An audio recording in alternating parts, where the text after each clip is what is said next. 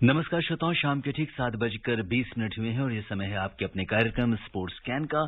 आज के sports can के इस एडिशन के साथ मैं हूं आपका होस्ट और दोस्त सिद्धार्थ सिंह। तमाम खेल खबरों पर विस्तार से चर्चा करने के लिए स्टूडियो में आ चुके हैं वरिष्ठ खेल विशेषज्ञ प्रेम प्रकाश। प्रेम, स्पोर्ट्स कैन कार्यक्रम में आपका स्वागत है। बहुत बहुत धन्यवाद सिद्धार्थ, आपको और हमारे सभी श्रोताओं को मेरा नमस्कार। सबसे पहले नजर अब तक की स्पोर्ट्स हेडलाइंस पर। पूर्व क्रिकेटर रोजर बिन्नी को भारतीय क्रिकेट कंट्रोल बोर्ड बीसीसीआई का अध्यक्ष चुना गया है।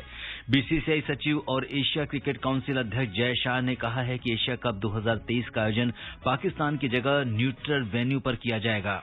आईसीसी महिला टी20 रैंकिंग में भारत की स्मृति मंधाना और दीप्ति शर्मा करियर की सर्वश्रेष्ठ रैंकिंग दूसरी पायदान पर पहुंच गई हैं।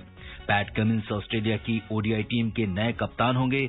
महिला फीफा अंडर 17 विश्व कप के ग्रुप डी में आज तंजानिया का मुकाबला कनाडा से और जापान और फ्रांस आमने सामने होंगे। और फुटबॉल में एएफसी अंडर 20 एशिया कप क्वालिफायर्स मुकाबले में भारतीय टीम आज मेजबान कुवैत से खेलेगी।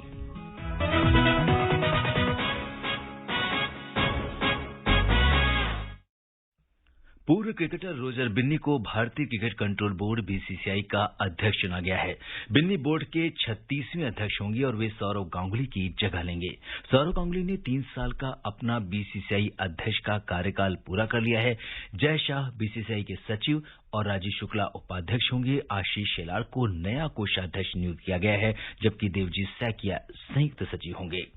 अरुण धूमल को इंडियन प्रीमियर लीग आईपीएल का नया अध्यक्ष नियुक्त किया गया है। बीसीसीआई के नवनियुक्त अध्यक्ष रोजर बिन्नी ने कहा है कि खिलाड़ियों का बार बार चोटिल होना एक चिंता का विषय है। आइए सुनते हैं एक रिपोर्ट। पूर्व भारतीय क्रिकेट और 1983 में भारत के लिए वर्ल्ड कप लाने वाली टीम का हिस्सा रहे रोजर बिन्नी को भारतीय क्रिकेट कंट्रोल बोर्ड का 36वां अध्यक्ष चुना गया है। आज मुंबई में आयोजित बीसीसीआई की एनुअल जनरल मीटिंग में रोजर बिन्नी को निर्विरोध बीसीसीआई अध्यक्ष चुन लिया गया। पिछले सप्ताह ही यह लगभग साफ हो गया था कि रोजर बिन्नी बीसीसीआई के नए अध्यक्ष होंगे। दिल्ली में बीसीसीआई अधिकारियों की बैठक के बाद रोजर बिन्नी ने बीसीसीआई के अध्यक्ष बनने के लिए अपना नामांकन किया था। बीसीसीआई के नए अध्यक्ष बनने के बाद रोजर बिन्नी को सौरव गांगुली ने शुभकामनाएं दी हैं। जय शाह बीसीसीआई सचिव के रूप में ही काम करते रहेंगे। आशीष शेलार को नया कोषाध्यक्ष नियुक्त किया गया है। राजीव शुक्ला उपाध्यक्ष होंगे, जबकि देवजीत सैकिया संयुक्त सचिव होंगे। वहीं अरुण धूमल को इंडियन प्रीमियर लीग आईपीएल का अध्यक्ष नियुक्त किया गया है। रोजर बिन्नी ने 27 टेस्ट मैच और 72 एक दिवसीय मैच खेले हैं। दाएं हाथ के तेज गेंदबाज बिन्नी ने टेस्ट में 47 विकेट और वनडे में 77 विकेट हासिल किए हैं। 1983 के विश्व कप में रोजर बिन्नी 18 विकेट लेकर भारत के लिए सबसे अधिक विकेट लेने वाले गेंदबाज बने थे। उन्होंने भारत को पहला विश्व कप जीतने में महत्वपूर्ण भूमिका निभाई थी। उम्मीद है कि रोजर बिन्नी बीसीसीआई अध्यक्ष के रूप में भारत में क्रिकेट को एक नया आयाम देंगे। श्रुति गोयल, स्पोर्ट्स कैन।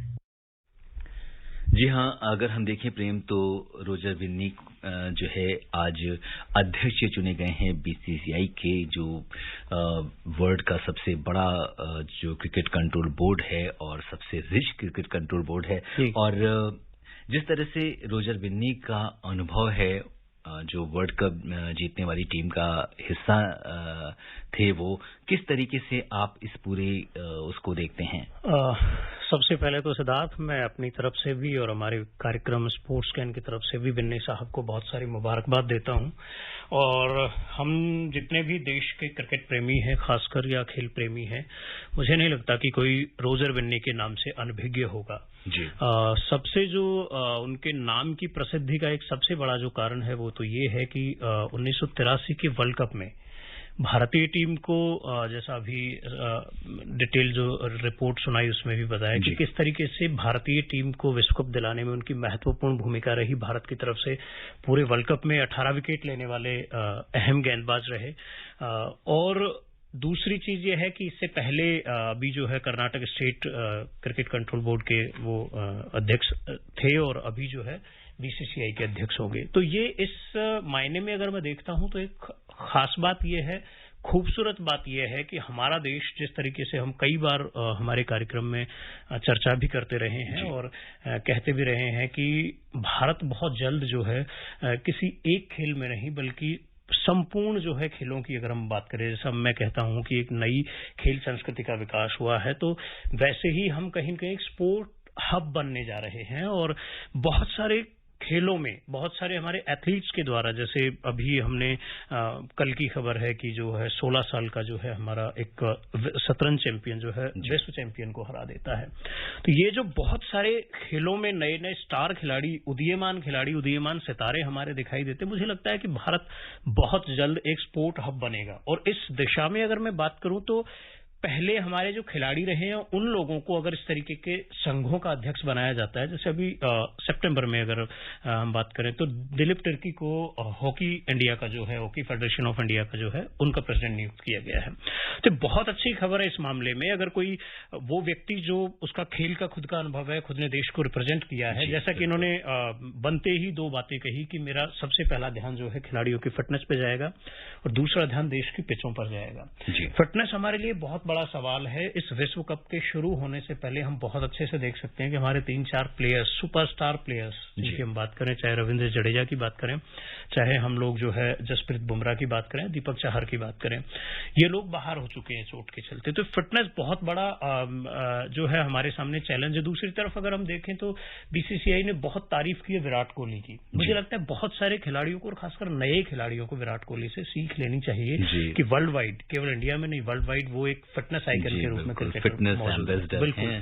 तो हमें लगता है कि बहुत अच्छा कार्यकाल होगा, बहुत अच्छा, इनको शुभकामनाएं बहुत सारी। जी। और अगर हम करियर पर एक नजर डालें तो रोजर बिन्नी ने 21 नवंबर 1979 को पाकिस्तान के विरुद्ध अपना टेस्ट डेब्यू किया था और इसके अलावा उन्होंने 13 मार्च जो लास्ट टेस्ट जो है 13 मार्च 1987 को पाकिस्तान के ही अगेंस्ट खेला था। ओडीआई डेब्यू की बात करें तो 6 दिसंबर 1980 को ऑस्ट्रेलिया के अगेंस्ट उन्होंने अपना ओडीआई डेब्यू किया था और लास्ट ओडीआई उन्होंने 9 अक्टूबर 1987 को ऑस्ट्रेलिया के ही अगेंस्ट खेला था। अब तक 27 टेस्ट मैच खेल चुके हैं, 72 ओडीआई खेल चुके हैं।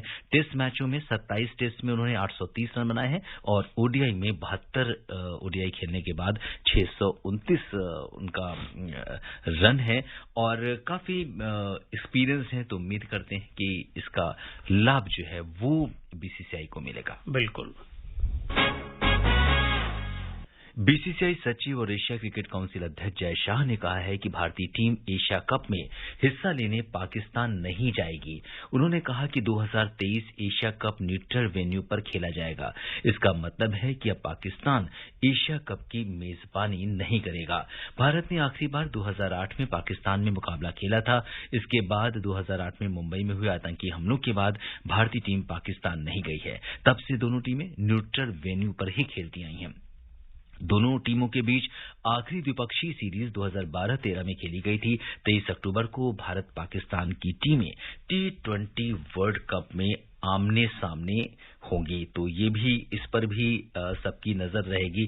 जिस तरह से हम देखें तो वर्ल्ड कप की जो खुमारी है वो सबके ऊपर जो है वो पूरी तरीके से आ रही है और ऐसे में जब भारत का मुकाबला 23 अक्टूबर को पाकिस्तान के साथ होने वाला है दिवाली से ठीक पहले, तो किस तरीके से देखते हैं आप? बिल्कुल, बहुत बार ऐसा हुआ है। कई बार जब हम छोटे थे, इनफैक्ट बचपन में, कई बार एशिया कप, कई बार कोई दूसरे कप, तो दशहरा और दिवाली के टाइम पे भारत और पाकिस्तान के कई बार हमको देखने को मिले कि मैचेज होते हैं। और कोइंसिडेंटली अभी वर्ल्ड कप ऑस्ट्रेलिया में हो रहा है, लेकिन वहां पे भी भारत और पाकिस्तान का जो मैच है वो दिवाली से ठीक एक दिन पहले खेला जाएगा। हालांकि बहुत सारे चीजें हैं, वेदर कंडीशंस, वेदर फोरकास्ट ये कहती है कि शायद बारिश भी हो जाए उस दिन, लेकिन फिर भी वही दोनों चूंकि सिर्फ प्रतिद्वंदी है तो निश्चित रूप से उस खेल का, उस मैच का न केवल भारत और पाकिस्तान में बल्कि वर्ल्ड वाइड बहुत बेसब्री से लोगों को इंतजार होता है। जैसा कई बार हम देखते हैं कि ऐसे मिनटों में टिकट्स जो है सोल्ड आउट हो जाते हैं। तो देखते हैं क्या रहता है। निश्चित रूप से बहुत ही रोमांचक मुकाबला होना चाहिए। बिल्कुल। और विश्व कप में जो ग्रुप ए का मैच चल रहा है उसमें आज आपको बता दें कि जिलोंग में नामीबिया और नीदरलैंड्स के बीच मैच खेला गया, जिसमें नीदरलैंड्स की 5 विकेट से जीत हुई है, 3 गेंद बाकी रहते और पहले नामीबिया ने 6 विकेट पर 121 रन बनाए। जवाब में 19 ओवर और 3 गेंद में नीदरलैंड्स ने 5 विकेट पर 122 रन बनाकर मैच जीत लिया। तो ये एक बड़ी वो है। और इसके साथ ही एक जो दूसरा मैच है जिसमें श्रीलंका ने यूएई को 79 रन से हराया है और इसमें पहले श्रीलंका ने बल्लेबाजी करते हुए 8 विकेट पर 152 रन बनाए। जवाब में यूएई की जो पूरी टीम थी उसने 17 ओवर 1 गेंद में मात्र 73 रन पर वो पूरी टीम जो ऑल आउट हो गई और इस तरह से श्रीलंका जो है वो आज जीत गई। हालांकि पिछले मैच में श्रीलंका को हार का सामना करना पड़ा था, तो आज वो कसर पूरी हो गई। बिल्कुल बिल्कुल। उलटफेर तब ये होते ही हैं। देखिए, रेगुलर क्रिकेट खेलने वाले जो कंट्रीज है और कुछ ऐसे कंट्रीज है जो क्वालिफाई करने के लिए खेल रहे हैं, तो निश्चित रूप से एक नया जोश उनमें भी है। और पहले ही मैच में जो उलटफेर हुआ उसने दिखा दिया कि शायद कुछ नई टीमें उभर कर इस तरीके से आएंगी जो वर्ल्ड कप में कुछ उलटफेर करने का दमखम जरूर रखती है। बिल्कुल। और अगर हम देखें तो ग्रुप ए में फिलहाल नीदरलैंड्स की टीम ने 2 मैच खेले हैं, दोनों में उसे जीत मिली है। 4 अंकों के साथ वो शीर्ष पर है। उसके बाद नामीबिया, श्रीलंका और यूएई हैं। ग्रुप बी की बात करेंगे तो ग्रुप बी में अगर हम देखें तो स्कॉटलैंड जो है वो शीर्ष पर है, दूसरे नंबर पर जिम्बाब्वे है, फिर आयरलैंड और उसके बाद वेस्ट इंडीज की टीम है। और इस तरीके से अगर हम देखें तो फिलहाल इस पर सबकी निगाहें टिकी हुई हैं कि ग्रुप ए और ग्रुप बी से कौन सी टीमों को जो है टॉप सुपर 12 में जगह मिलती है और वो आगे अपना दमखम किस तरीके से दिखाती हैं। बिल्कुल बिल्कुल। आज जारी आईसीसी महिला टी20 रैंकिंग में भारत की स्मृति मंधाना और दीप्ति शर्मा करियर की सर्वश्रेष्ठ रैंकिंग यानी दूसरी पायदान पर पहुंच गई हैं। आइए सुनते हैं इस पर स्पोर्ट्स डेस्क की एक खास रिपोर्ट। भारत की सलामी बल्लेबाज स्मृति मंधाना और off spinner all rounder Deepti Sharma ICC महिला टी20 रैंकिंग में बल्लेबाजों और गेंदबाजों की सूची में करियर के सर्वश्रेष्ठ रैंकिंग पर पहुंच गई हैं। वनडे मैचों में शीर्ष क्रम की बल्लेबाज रही मंधाना बांग्लादेश के सिलहट में एशिया कप के फाइनल में 25 गेंदों में नाबाद 51 रन बनाकर अपनी टीम को श्रीलंका पर 8 विकेट से जीत दिलाने के बाद टी20 में करियर की सर्वश्रेष्ठ रैंकिंग में दूसरे स्थान पर पहुंच गई हैं। मंधाना के 730 रेटिंग अंक हैं और वो ऑस्ट्रेलिया की शीर्ष रैंकिंग की बेथ मोनी से 13 अंक पीछे हैं। टूर्नामेंट के पहले मैच में थाईलैंड के खिलाफ 7 रन पर 3 विकेट लेने वाली दीप्ति शर्मा फाइनल में 4 ओवर में केवल 7 रन देकर करियर के सर्वश्रेष्ठ रैंकिंग दूसरे स्थान पर आ गई हैं। 13 विकेट के साथ टूर्नामेंट में संयुक्त रूप से सबसे ज्यादा विकेट लेने वाली दीप्ति इंग्लैंड की स्पिनर सोफी एक्लेस्टोन से मात्र 14 अंक से पीछे हैं। एशिया कप के फाइनल में प्लेयर ऑफ द मैच चुनी गई भारत की तेज गेंदबाज रेणुका सिंह 5 पायदान ऊपर चढ़कर करियर के सर्वश्रेष्ठ तीसरे स्थान पर पहुंच गई हैं, जबकि स्नेह राणा भी करियर के सर्वश्रेष्ठ 10वें स्थान पर हैं। भारत के सलामी बल्लेबाज शेफाली वर्मा 1 पायदान के फायदे के साथ 7वें नंबर पर और कप्तान हरमनप्रीत कौर 3 पायदान के फायदे से 14वें पायदान पर है, जबकि बाएं हाथ की स्पिनर राजेश्वरी गायकवाड़ 15 पायदान की छलांग के साथ 17वें स्थान पर पहुंच गई हैं। Naeem Akhtar, sports scan. बिल्कुल, जिस तरह से प्रेम स्मृति मंधाना और दीप्ति शर्मा ने खेल दिखाया है, अगर हम एशिया कप की बात करें तो एक शानदार प्रदर्शन किया है और फिलहाल दूसरे नंबर पर काबिज हैं और बहुत जल्द ही उन्हें शीर्ष पर देखने की उम्मीद करेंगे। निश्चित रूप से हम यही चाहते हैं और हमारे जो महिला क्रिकेट टीम है उसकी ये धाक है, उसका ये जो है प्रदर्शन उनका जो लाजवाब रहा। मैं निश्चित रूप से कहूंगा कि स्मृति मंधाना के नाम से तो हम सब लोग बहुत अच्छे से परिचित हैं कि वो लंबे टाइम से जो है वनडे मैचेस में भी बहुत बेहतरीन प्रदर्शन करती रही है और अभी जिस तरीके से उन्होंने एशिया कप में प्रदर्शन किया। दूसरा, दीप्ति शर्मा के नाम से भी मुझे नहीं लगता कि अभी कोई अनभिज्ञ होगा। जिस तरीके से एशिया कप से पहले एक बड़ा मसला आया रन आउट वाला इंग्लैंड की टीम के खिलाफ जब मैच हम खेल रहे थे तो कहीं न कहीं निश्चित रूप से एक बहुत बेहतरीन बॉलर है जिन्होंने साबित भी किया। इनफैक्ट फाइनल तक भी उन्होंने जो है अपने स्पेल को बेहतरीन तरीके से किया, 3-4 विकेट उन्होंने चटकाए और प्लेयर ऑफ द मैच भी बनी। तो निश्चित रूप से अगर उनका प्रदर्शन इतना काबिले तारीफ है तो उनका रैंकिंग में आना बहुत जरूरी है। और ये कहीं न केवल भारत की पुरुष क्रिकेट टीम की बात करें बल्कि महिला क्रिकेट टीम भी जो है वर्ल्ड वाइड अपने आप को एक बेस्ट प्लेस पे ले जा रही है। बिल्कुल, तो ये तो बात थी किस तरीके से स्मृति मंधाना और दीप्ति शर्मा अपने करियर की सर्वश्रेष्ठ रैंकिंग पे आ गई हैं। पैट कमिंस ऑस्ट्रेलिया की ओडीआई टीम के नए कप्तान होंगे। पिछले महीने आयरन फिंच के कप्तानी छोड़ने के बाद टीम के नेतृत्व की जिम्मेदारी अब पैट कमिंस को दी गई है। हालांकि ओपनर डेविड वार्नर पर लगा कप्तानी प्रतिबंध अभी जारी रहेगा। फिंच की जगह लेने के लिए कई उम्मीदवार थे, जिसमें वर्तमान उप कप्तान एलेक्स कैरी भी इस रेस में शामिल थे, जिन्होंने पिछले साल वेस्टइंडीज दौरे पर ओडीआई कप्तान के रूप में डेब्यू किया था। उस वक्त फिंच चोटिल थे। तो अब इस तरह से पैट कमिंस के रूप में ऑस्ट्रेलिया को एक नया ओडीआई कप्तान जो है वो मिल गया है। बिल्कुल, पैट कमिंस को हम एक जो है आईपीएल के दौरान एक मुकाबले में उनकी बल्लेबाजी देखने के बाद उनका नाम इस तरीके से उभरा था कि बहुत ही बेहतरीन प्लेयर है और उनमें क्षमता है कहीं न कहीं अपनी टीम को संभालने की, निश्चित रूप से। और जिस तरीके से अभी वर्ल्ड कप ऑस्ट्रेलिया में हो रहा है, तो एक ऐसा प्लेयर वहां चाहिए जो कहीं न कहीं अपनी टीम को बड़े आक्रामक रुख के साथ खुद भी जो है उस कप्तानी भूमिका को बहुत अच्छे तरीके से निभा सके। बिल्कुल, और कमिंस का एक शानदार करियर रहा है जिसमें उन्होंने 43 टेस्ट, 73 ओडीआई, 46 टी20 और करीब 46 टी20 में उन्होंने 95 रन स्कोर किए हैं। 73 ओडीआई उन्होंने खेले हैं और काफी जिस तरह से उन्होंने बॉलिंग में अगर हम देखें तो 199 टेस्ट में विकेट लिए हैं और ओडीआई में भी लगभग इतने ही विकेट हैं। 52 जो है टी20 में विकेट लिए हैं। तो एक शानदार करियर जो है वो उनका सामने है। भारतीय निशानेबाज समीर ने विश्व निशानेबाजी चैंपियनशिप में पुरुषों की 25 मीटर जूनियर पिस्टल स्पर्धा में रजत पदक जीता है। चीन के वांग शिवेन ने स्वर्ण पदक जीता, जबकि चीन के ही लिू येन पैन को कांस्य पदक मिला। इससे पहले रविवार को पुरुषों की 10 मीटर राइफल टीम स्पर्धा में रुद्राक्ष बाला साहेब पाटिल, किरण अंकुश यादव और अर्जुन बाबूता की टीम ने भारत के लिए प्रतियोगिता में 5वां स्वर्ण पदक जीता था। चैंपियनशिप में भारत ने अब तक 5 स्वर्ण, 3 रजत और 6 कांस्य सहित कुल 14 पदक जीते हैं। भारत पदक तालिका में चीन के बाद दूसरे स्थान पर है। फुटबॉल में AFC under 20 Asia cup qualifiers मुकाबले में भारतीय टीम आज मेजबान कुवैत से खेलेगी। अंडर 20 एशिया कप अगले वर्ष उज्बेकिस्तान में खेला जाएगा। मैच भारतीय समय के अनुसार रात 10 बजे से कुवैत सिटी के अली सबाह अल सालेम स्टेडियम में खेला जाएगा। क्वालीफायर्स में कल इराक ने मेजबान कुवैत को 2-0 से हरा दिया। इसके बाद भारतीय टीम टूर्नामेंट के लिए क्वालीफाई करने की दौड़ से लगभग बाहर हो चुकी है। भारतीय टीम अपने पहले 2 मुकाबले इराक और ऑस्ट्रेलिया से हार चुकी है।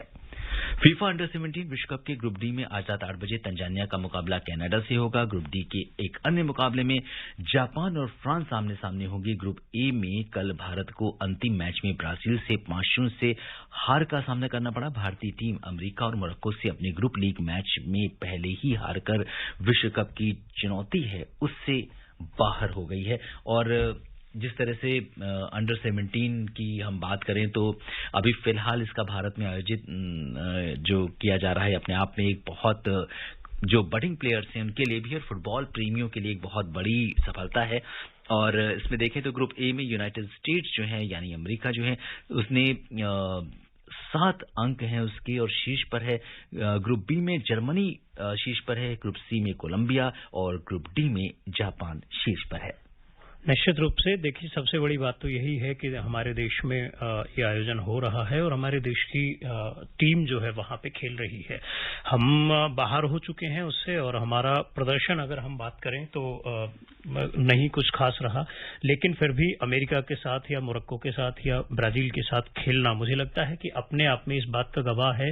और कहीं न कहीं हम पहले से तैयार थे कि हमारे पास खोने को कुछ भी नहीं है, जो भी अचीव कर सकते हैं तो वो हमारे पास मैदान खुला है। बिल्कुल, तो कहीं न कहीं जो है भारत के लिए एक बहुत बड़ी उपलब्धि है इसका आयोजन करना। बिल्कुल। श्रोताओं, अब समय अनुमति नहीं रहा कि हम कुछ और खेल खबरों पर चर्चा करें। प्रेम, आप हमारे स्टूडियो में तमाम खेल खबरों पर विस्तार से चर्चा करने के लिए आपका बहुत बहुत धन्यवाद और आभार। धन्यवाद सिद्धार्थ, शुभ रात्रि। श्रोताओं, स्पोर्ट्स कैन में आज के लिए बस इतना ही। अगर आप इस कार्यक्रम को दोबारा सुनना चाहते हैं तो लॉग ऑन कर सकते हैं हमारी वेबसाइट newsonair.nic.in पर। कल शाम 7:20 पर दोबारा मुलाकात के वादे के साथ इजाजत दीजिए अपने होस्ट और दोस्त सिद्धार्थ सिंह को। तब तक के लिए नमस्कार, शुभ रात्रि।